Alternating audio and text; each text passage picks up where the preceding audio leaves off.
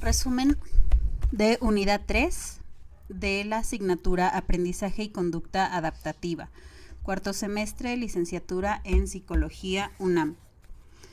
¿Cómo saber las respuestas a las preguntas anteriores a cualquier pregunta al respecto? ¿Cómo recuerdas la información que usas cada hora de vigilia todos los días?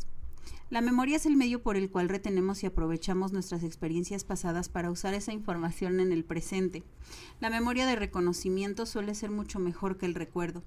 Tareas de memoria implícita frente a tareas de memoria explícita. Los teóricos de la memoria distinguen entre memoria explícita y memoria implícita. Mulligan, 2003. Cada una de las tareas discutidas anteriormente involucra memoria explícita en la que los participantes presentan recuerdo consciente. Por ejemplo, pueden recordar o reconocer palabras, hechos o imágenes de un conjunto anterior de elementos. Un fenómeno relacionado es la memoria implícita en la que usamos información pero no somos conscientes de que estamos actuando de esta manera. En ciertos grupos de pacientes también se observan diferencias en la memoria explícita y la memoria implícita preservada. La memoria procedimental o memoria de proceso es un subtipo de memoria no declarativa. Tulving, 1985. Ejemplos de memoria procedimental incluyen los procedimientos involucrados en andar en bicicleta o conducir un automóvil. El cerebelo parece jugar el papel importante en la memoria de los procedimientos. Los hallazgos neuropsicológicos y cognitivos que apoyan la memoria procedimental continua han sido bien documentados. Uno de los modelos más antiguos y reconocidos en esta área es el modelo de disociación del proceso. Jacobi, 1991. El modelo asume que tanto la memoria implícita como la explícita desempeñan un papel en prácticamente todas las respuestas. Por lo tanto, solo se necesita una tarea para medir ambos procesos. Modelo de memoria tradicional. En la década de 1960 se propusieron varios modelos de memoria basados en los trabajos de William James, 1890 a 1970.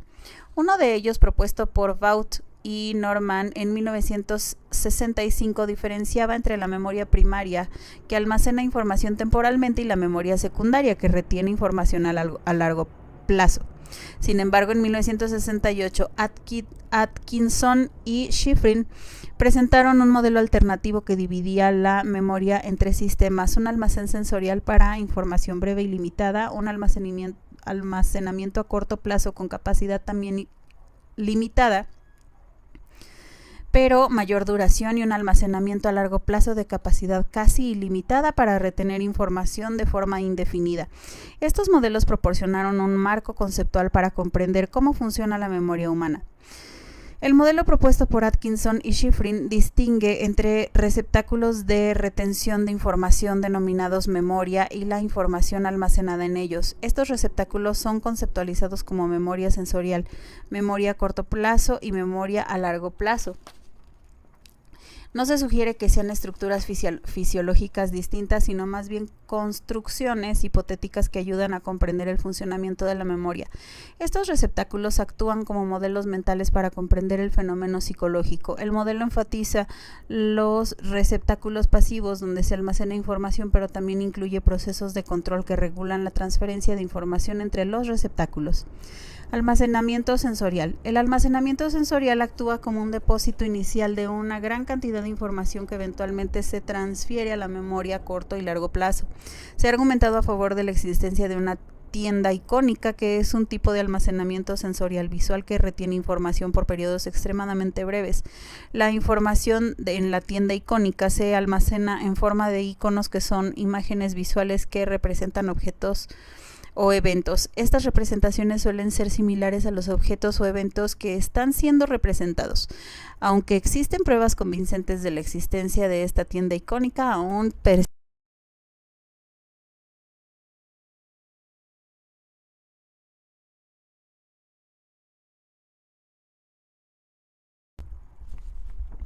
el descubrimiento de Sperling. El descubrimiento inicial sobre la existencia del almacén icónico se originó a partir de la tesis doctoral de George Sperling en 1960. Sperling investigó cuánta información podríamos codificar en un breve vistazo a un conjunto de estímulos. proyectó una serie de letras y números en una pantalla durante solo 50 milisegundos, de forma intermitente. Luego pidió a los participantes que identificaran tantos símbolos como pudieran recordar, así como su ubicación en la pantalla. Sperling pudo asegurar que los participantes miraron brevemente una vez, debido a investigaciones interiores que habían demostrado que 50 milisegundos es suficiente para echar un vistazo al estímulo presentado. Sperling descubrió que cuando se les pedía a los participantes que nombraran lo que habían visto, solo recordaban alrededor de 4 símbolos. Este descubrimiento confirmó uno anterior realizado por Bridgden en 1933, donde el número de símbolos recordados fue aproximadamente el mismo, independientemente de cuántos se habían presentado visualmente. Algunos participantes de Sperling mencionaron que habían visto todos los estímulos con claridad, pero al informar lo que habían visto se olvidaron de los otros estímulos. Sperling ideó entonces una solución ingeniosa que permitió a los participantes evaluar lo que veían mediante un procedimiento de notificación parcial, en el cual solo necesitaban comunicar una parte de lo que veían, en contraste con el procedimiento de informe integrado utilizado anteriormente por Bridgden y en los primeros estudios de Sperling. Sperling descubrió una forma de obtener una muestra del conocimiento de sus participantes y luego extrapoló esta muestra para estimar el conocimiento total. Utilizó una lógica similar a la de las pruebas escolares, donde la muestra de preguntas se usa para estimar el conocimiento total de una persona sobre un tema determinado. Sperling presentó símbolos en 3 filas con 4 símbolos cada una y les dijo a los participantes que recordaran una sola línea marcada por un tono de intensidad alta, medio reducida, variado el intervalo entre la presentación de la pantalla y el tono. Sperling estimó la duración del recuerdo icónico al introducir el procedimiento de informe parcial, en el que los participantes solo necesitaban recordar una parte de la información. Multiplicó por 3 el número de los símbolos recordados para compensar el hecho de que los participantes no sabían de antemano qué línea se les pediría que indicaran. Los resultados de Sperling indican que la información desaparece rápidamente del almacén icónico. Sin embargo, ¿por qué permanecemos objetivamente inconscientes en este fenómeno de desaparición? En primer lugar, rara vez estamos expuestos a estímulos tan breves como los de esta experiencia. Las letras aparecieron durante solo 50 milisegundos y luego desaparecieron antes de que los participantes tuvieran que recordarlas. En segundo lugar, y más significativamente, somos incapaces de distinguir lo que vemos en la memoria icónica de lo que realmente vemos en el entorno. Lo que vemos en la memoria icónica es lo que asumimos que existe en el entorno. Los participantes en el experimento de Sperling generalmente informaron que aún podían ver las letras hasta 150 milisegundos después de que desaparecieran. Refinamiento posterior. En consecuencia, la estimación de la capacidad de la memoria icónica por parte de Sperling podría haber sido conservadora. La evidencia sugiere que cuando se reduce la interferencia con el resultado, las estimaciones de esta capacidad pueden aumentar considerablemente, llegando a abarcar hasta 12 elementos. Un segundo experimento realizado por Eberbach y Coriel en 1961 reveló una característica importante adicional de la memoria icónica: puede ser borrada. Esta posibilidad de borrado inherente a la memoria icónica hace que nuestras sensaciones visuales sean más manejables. Sería difícil si todo lo que vemos en nuestro entorno visual persistiera durante demasiado tiempo. Por ejemplo, si necesitamos un momento de pausa en nuestro entorno visual, es crucial que la información visual desaparezca rápidamente. En resumen, la información visual parece entrar en nuestro sistema de memoria a través de una tienda icónica, donde se conserva durante periodos muy breves. En la secuencia habitual de eventos, esta información puede transferirse a otro receptáculo o puede borrarse. Esto sucede si otra información se superpone antes de que haya tiempo suficiente para la transferencia a otro receptáculo de memoria. Similarmente, la información auditiva también puede ser eliminada o reubicada en otro receptáculo de memoria más duradero. Almacenamiento a corto plazo. La mayoría de nosotros tenemos poco o ningún acceso introspectivo a nuestros receptáculos de memoria sensorial. Sin embargo, todos tenemos acceso a nuestro receptáculo de memoria a corto plazo, que retiene la memoria durante unos segundos y en ocasiones hasta unos minutos. En general, nuestra capacidad de memoria inmediata a corto plazo para una amplia gama de ítems parece ser de aproximadamente 7 ítems, más o menos 2. Según el estudio de Miller en 1956, un ítem puede ser algo simple como un dígito o algo más complejo como una palabra. Por lo tanto, si agrupamos un conjunto de, por ejemplo, 20 palabras o números en grupos de 7 elementos significativos, podemos recordarlos. Sin embargo, no seríamos capaces de recordar los 20 elementos y repetirlos inmediatamente. Por ejemplo, la mayoría de las personas no pueden mantener en su memoria a corto plazo una serie de 21 dígitos como 1, 0, 1, 0, 0, 1, 0, 0, 1, 0, 0, 0, 1, 0, 0, 1, 0, 0. Sin embargo, si dividimos este número en grupos más pequeños como 10, 100, 1000, 10.000, 1000 y 100, probablemente seremos capaces de reproducir los 21 dígitos con 6 ítems con facilidad, según Miller en 1956. La mayoría de los estudios han utilizado estímulos verbales para evaluar la cantidad de la memoria a corto plazo, pero las personas también pueden retener información visual en la memoria a corto plazo. Por ejemplo, pueden guardar información sobre las formas, así como sus instrucciones y directrices.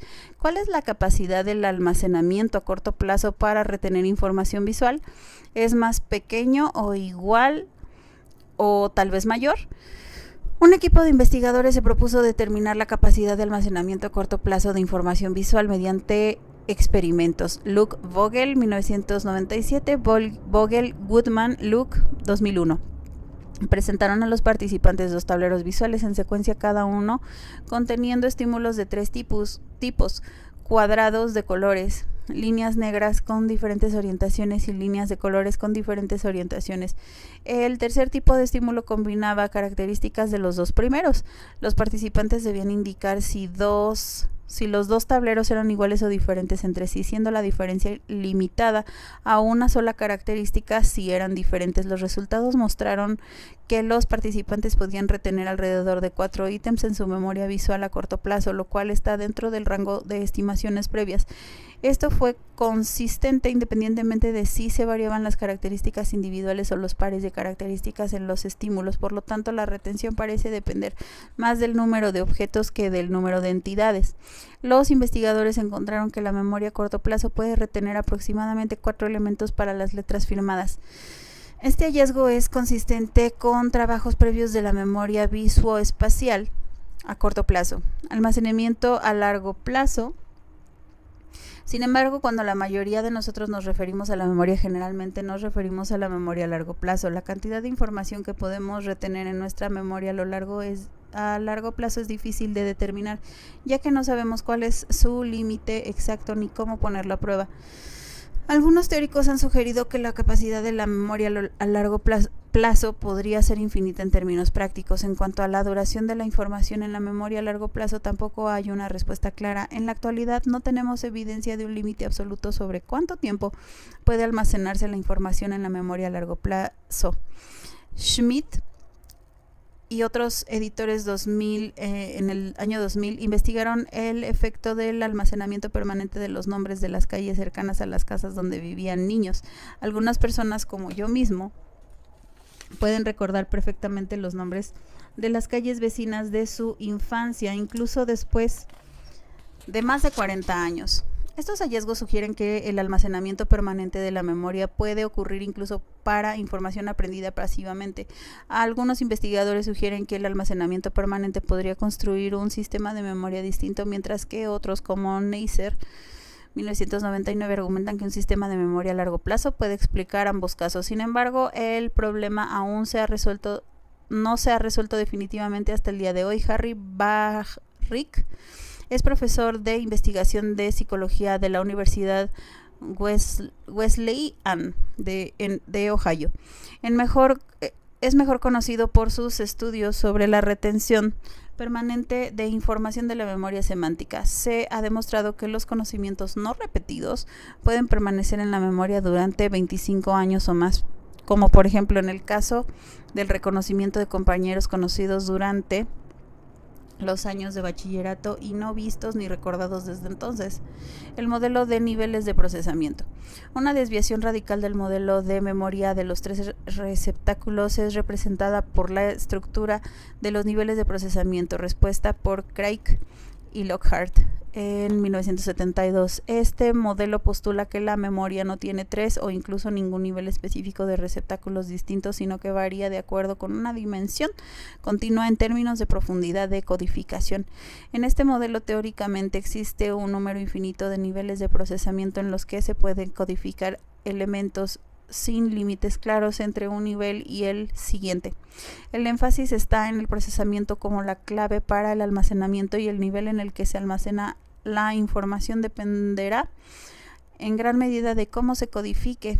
Además, cuanto más profundo sea el nivel del procesamiento, mayor será la probabilidad de que un artículo pueda recuperarse, según Craig y Brown, 2000.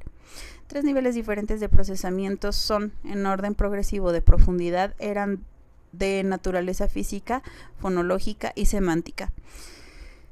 La estructura de los niveles de procesamiento. Entre los niveles de procesamiento propuestos por Fergus, Craig y Endel-Tulving se encuentran los niveles físico, fonológico, semántico, tal y como se presentan en este apartado. La estructura de los niveles de procesamiento también se puede aplicar a estímulos no visuales. Una inducción aún más intensa del recuerdo se ha llamado efecto de autorreferencia, según Rogers, Kuiper y Kircher en 1977. En este efecto, los participantes muestran niveles muy altos de recuerdo cuando se les pide que relacionen palabras que son significativas para ellos mismos, determinando si las palabras las describen. Incluso las palabras que los participantes sienten que no los describen son recordadas en niveles altos. Este alto recuerdo es el resultado de juzgar si las palabras describen o no a los participantes, aunque los niveles más altos de recuerdo ocurren con palabras que las personas consideran autodescriptivas. Muchos otros investigadores han encontrado efectos autorreferenciales similares. Algunos investigadores sugieren que el efecto autorreferencial es distinto, pero otros proponen que se explica fácilmente en términos de la estructura de las NP u otros procesos de memoria habituales, por ejemplo, Mills, 1983. Cada uno de nosotros tiene específicamente un modelo propio muy elaborado. En este modelo es un sistema organizado de inducciones internas relacionadas con nuestros atributos, nuestras experiencias personales y nosotros mismos. Finalmente, cuando generamos nuestras propias inducciones, demostramos niveles mucho más altos de recuerdo que cuando alguien más genera inducciones para que las usemos. Las estrategias de elaboración tienen aplicaciones prácticas. A medida que estudias, es posible que desees relacionar la forma en que codificas el material con la forma en que se espera que lo recuperes en el futuro. Además, cuanto más elaborado y diverso codifique el material, más probable será que lo recuerde en el futuro. En una variedad de contextos que involucran tareas, es menos probable que leer el material varias veces de la misma manera sea productivo para aprender el tema que identificar más de una forma de aprenderlo. Si el contexto para la recuperación requiere una comprensión profunda de la información, debe encontrar formas de codificar el material en niveles profundos de procesamiento, como formular preguntas con contenido significativo sobre él.